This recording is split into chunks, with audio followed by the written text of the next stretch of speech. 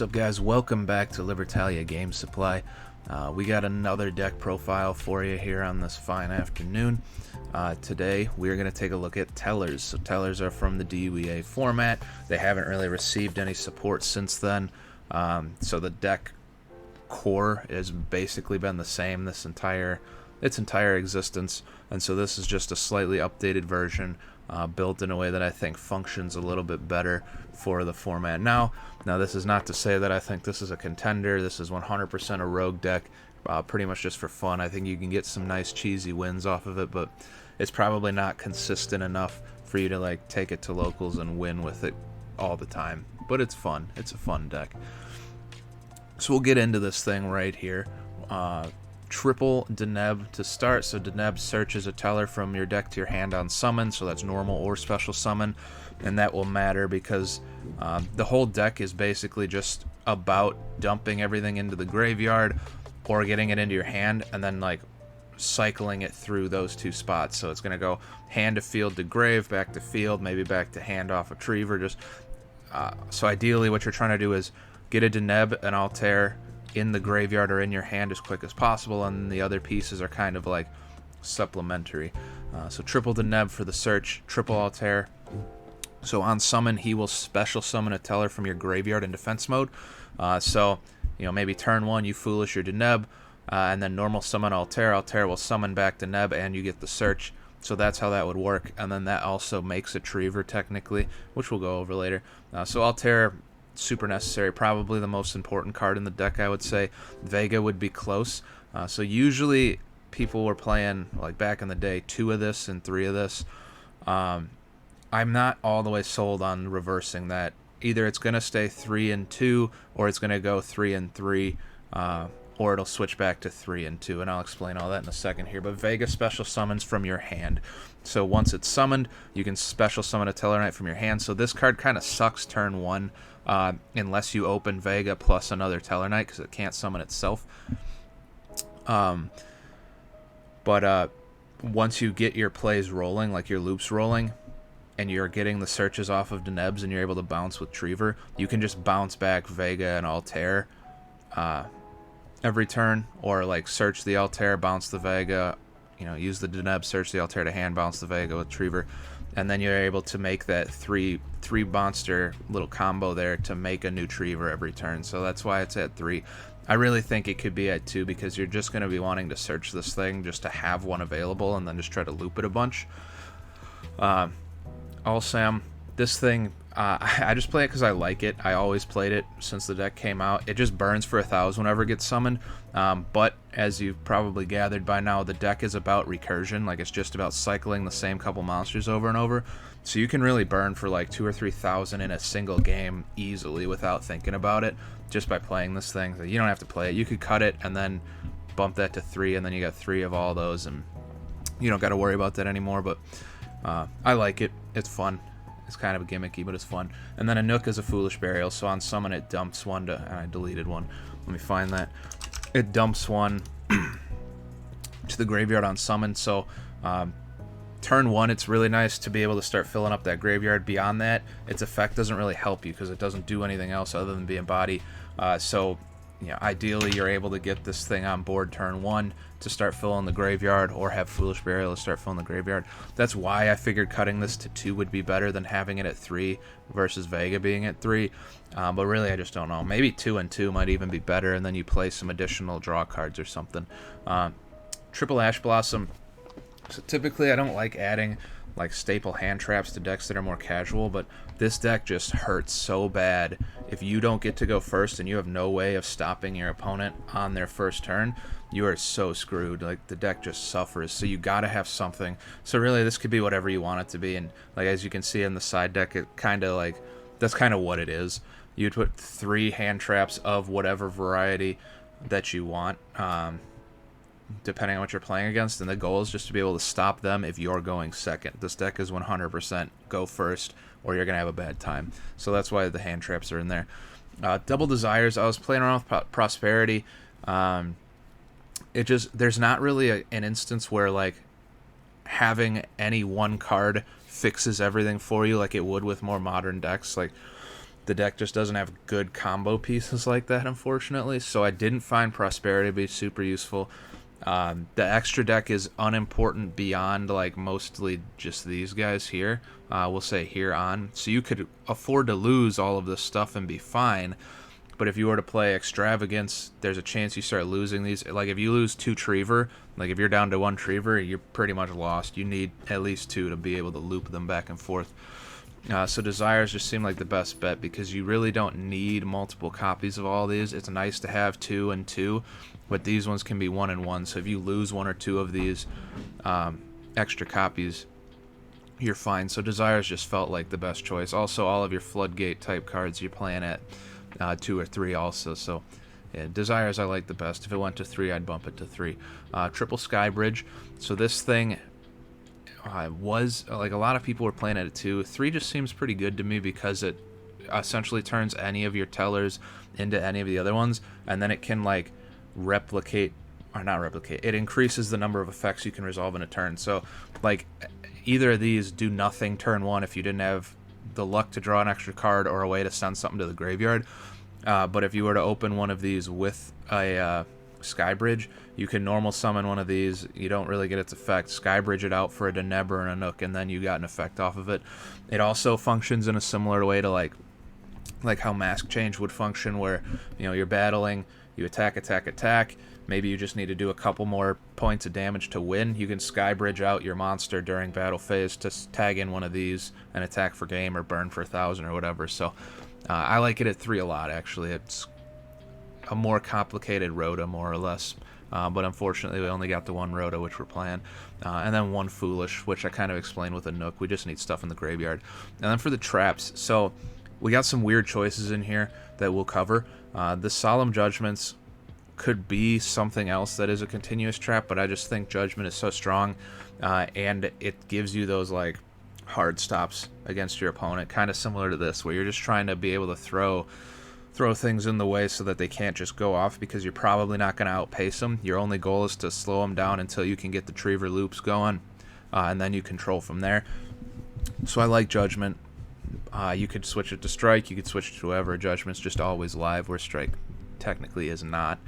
Triple Anti-Spell. We don't play that many spells ourselves, and shutting down spells is just, it is nasty. I wouldn't be surprised if this thing got hit in some fashion, but for now we're playing it at 3 because it's just too good of a card not to play. If you're playing against another trap-heavy deck, I guess you would side that out for something else, probably these guys here. But for now, it's at 3. So now we got Triple Call the Haunted and Double Oasis of Dragon Souls. So it's just that recursion we were talking about. You want to have these and called more than the Oasis, but you want to have one of them available to you at all times so you can keep your loops going. So you would activate it, summon back, make your new Triever, bounce the one that you activated back to your hand, and then you can reset it and use it again on the next turn.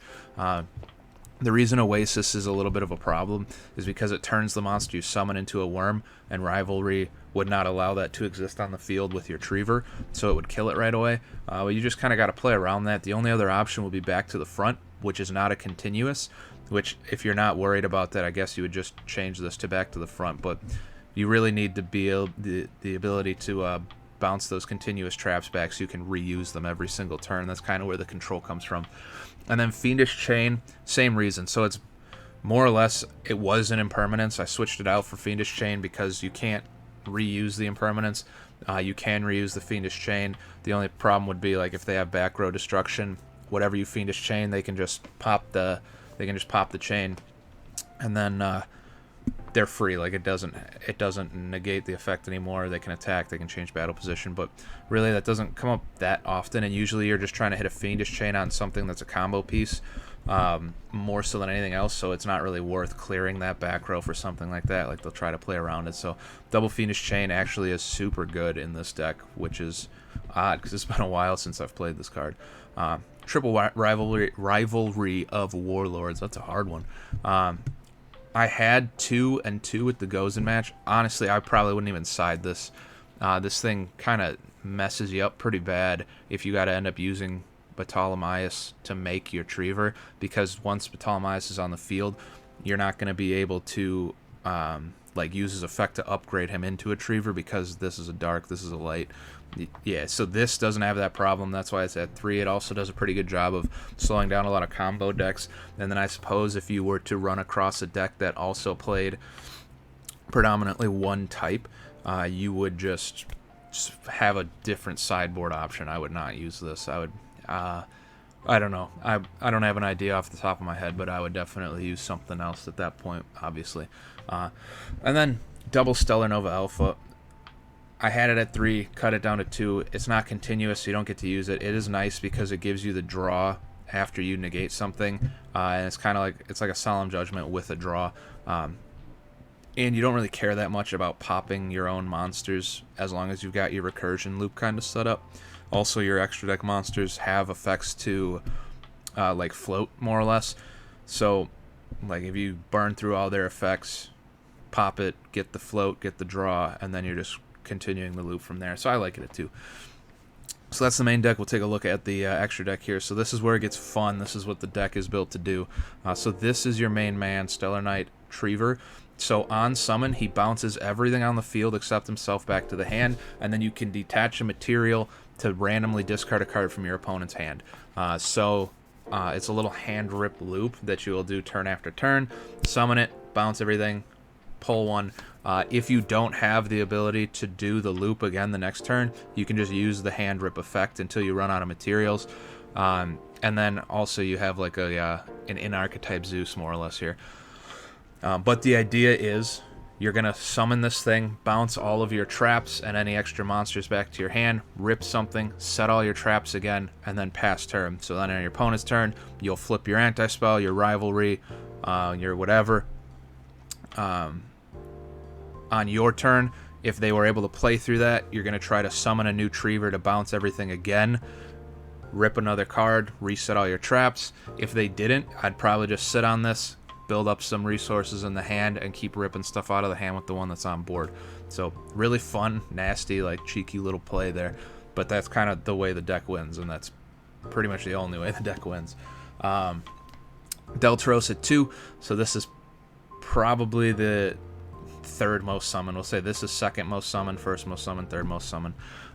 This guy, 3 level 4s. You pop one, detach to pop one of his destroyed, special summon a Tellarknight from your hand or deck. This one special summons one from your graveyard when it gets destroyed. So those are the floating effects I was talking about. Nothing special here. It's just like if you happen to get far enough ahead in resources and you wanted to push for game, you would bounce everything, do all your recursion plays, make the Deltaros, and then you got 4,600 on board, so you can do some big damage there. And then Ptolemaeus. So this thing is, it kind of is not great, but it's super necessary. So it's 2 level 4s. It's the only one here that doesn't require 3 monsters. So 2 level 4s, and then you can discard a card and detach a material to like rank him up into a different Tellarknight. So you would just rank him up into Triever. Triever gets the bounce effect, and then you go from there. So it doesn't require you to have 3 materials on board, but it does have 1 less material to rip out of the hand if you do it this way versus hard summoning the Triever. And it's easy to get turn 1 like Vega plus a Deneb or Vega plus anything. Technically, Vega plus anything equals Triever, but Vega plus Deneb equals Triever, and you get to set up Graveyard, because you would Vega, special summon Deneb, probably search Altair, discard the Altair, detach material, probably detach Deneb, and then upgrade to Triever, and that's that. You also probably aren't going to want to summon Triever turn 1, because there's nothing to bounce in your opponent's side of the field. And then Constellar Diamond. During main phase 2, you can overlay him on top of a Tellarknight Xyz monster, and then we'll read it to you. While this card has Xyz material, neither player can send cards from the deck to the graveyard, and any card that returns from the graveyard to the hand is banished instead. During either player's turn, when an opponent's dark monster activates its effect, you can detach material, negate the activation, if you do, destroy it. So it does a little bit of control stuff. It's a little more situational, but it's little floodgate effects, so like you can't dump to the graveyard, you can't add stuff back to your hand from the graveyard, and then it can shut down dark monsters, so it can come up, and it's also your biggest body, so it's got 2,700 attack. Well, biggest body within the archetype, obviously. You got Zeus there. So it's a pretty cool card, and it comes up occasionally. Like, it comes up often enough for it to be worth playing at 1. Probably wouldn't have played it 2 though. And then for the rest of this, this is all kind of nothing. Like, you can replace it. I would probably replace some of this with link monsters that have more direct effects. So you got 101, we got Abyss Dweller, we got Tornado Dragon, so kind of control special summons, control the graveyard, control back row. Baguska is just like a little floodgate monster, and then Zeus, never summoned it. In theory, it was a good idea because the deck is just trying to exceed summon, but you don't ever really want to not have your Tellarknights on the field, because then you start losing their like floating abilities. And then the one Ahashima. So this thing also, I thought it was a pretty good idea because they're all level 4s, so you would just be able to do whatever with them, except they don't get their effects off of Ahashima summon. So it's not like you could link summon this, summon 2, and then get like a search and a special summon. It negates their effects, so then you got to overlay right away. So you could overlay into Bentalamilis right away, and then use its effect to rank up into Triever to bounce everything. But it's like an extra step that you don't necessarily need, but it's there. It has back row popping ability too, I guess. I would probably fit in like a Phoenix, maybe a Unicorn, the Nightmares, in here. So like cut some of this, probably this and this, I would say. Maybe some other stuff too. Like, you have ways of getting like 3 or 4 monsters on board, so you could even play like Appaloosa or something. I just haven't gotten around to testing all that yet, and I wanted to get this profile to you guys today, so that's what we're doing. But yeah, that'll wrap it up. The extra deck or the side deck is not really anything special. I kind of explained it as we were going. We just got some back row hate, some alternate hand trap options, and then this is probably gonna not be here anymore. So maybe we'll make an update video in a month or 2 and see if anything's changed. Otherwise, thank you guys for checking this deck out with me. If you got any ideas, leave them in the comments down below. I love talking to you. And if you got an idea for a deck that you want to see profiled or my version of, also leave that in the comments. I'd love to do it. But until next time, hope you guys have a great day.